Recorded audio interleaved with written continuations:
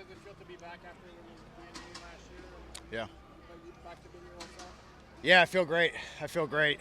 Unfortunately, that kind of stuff happens. Kind of a freak thing in my driveway, playing basketball when everything was kind of shut down, and it's you just gotta kind of roll with the punches. Sorry, did you land wrong or you planned? Yeah, I was playing around and I just stepped wrong and I fell and kind of collapsed to the ground, and at that point I knew something was up. So it's kind of one of those things that you can't really control, and last year was tough not being able to play. It's my first kind of major injury like that. My entire career I've been healthy for the most part, and yeah, it was tough to sit and watch, but I got through it, and I'm here now, and I'm happy to be here, and I feel great, and my surgery went well, my recovery went really well, and I feel back to being my old self. Given the nature of the punting position, where sometimes get for the line, there could be some really good ones who have a hard time finding work for a long period of time. Was there ever that Sure. thought crossing your mind of like, is this going to be good? Yeah, absolutely. I mean, there's 32 of us, right? My first 2.5 years, I was probably the epitome of a journeyman. I was on 9, 10, maybe 11 teams. Sometimes I lose track. 26 different workouts. So I was all over the place. So I was always looking for an opportunity. But I think that allowed me to really appreciate having the opportunity, being a place like here, Carolina, the previous kind of 5 seasons. You grow a different appreciation for the game when that kind of stuff happens, when you struggle a little bit. And that's what I did. So there were times where I questioned whether or not I'd be able to get an opportunity again, because that window is very small. But I wasn't worried about it. I wasn't stressed about it. I just knew that I had to do what I needed to do to be able to get myself ready in case that opportunity did present itself, and I was ready to take advantage of it.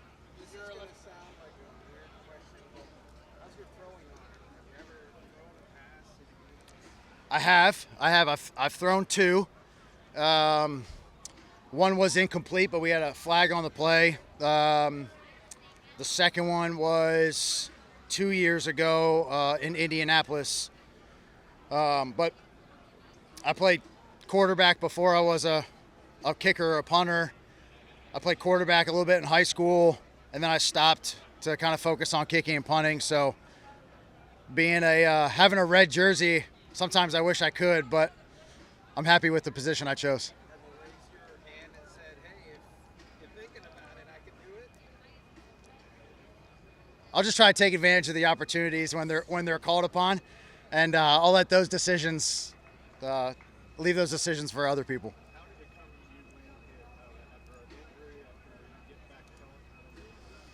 back to I think around February is when Carolina released me. I wasn't done with my rehab at the time, and a little bit after I had gotten released, I got a call, or my agent got a call from Mr. Greer showing interest, and I came for a visit, and I think I meshed really well with what they wanted to do and the intensity that they put on special teams. There's a lot of value to that, and that's something that I hold near and dear to my heart. People who coaches, head coach, Coach Flores, Coach Crossman, the intensity that they put on the kicking game is something that I value, and so it was just kind of a good fit. How does that come through, the intensity of the kicking game? Yeah, it manifests itself in so many different ways. Coach Crossman, Coach Flores expect a lot out of their specialists, and I expect a lot out of myself. So they challenge me, I challenge me, my teammates challenge me, and I want them to. Sometimes it's verbally, sometimes they don't even need to say anything, and I kind of know what I need to do to execute my role, my job, whatever the play is, and if it's not met, I'm upset at myself. I've let my teammates down. I've let my coaches down. But I think that's what I need, and I'm happy that I'm here to be able to witness it. Have you heard from any of your students? Ironically, when I was substitute teaching, Jordan Scarlett was actually in school there at St. Thomas. So it was cool because then he got drafted by Carolina, and now he's here and I'm here. So it's a nice kind of full circle. Of course.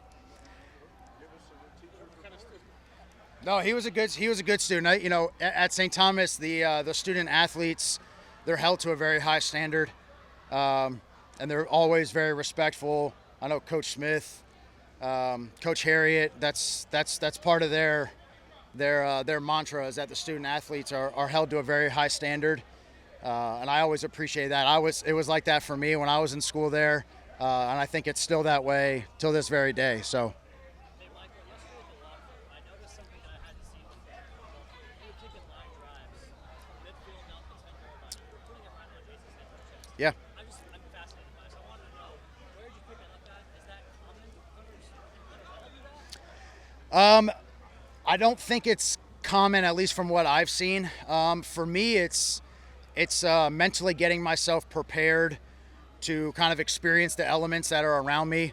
My train of thought is if I can put the ball on a rope at a specific spot, a specific yard line, when I go out into the open field and I have this ton of space, it allows me to be a little bit more comfortable with hitting directionally, painting the sideline if I want to, putting it outside the red line here on the fields.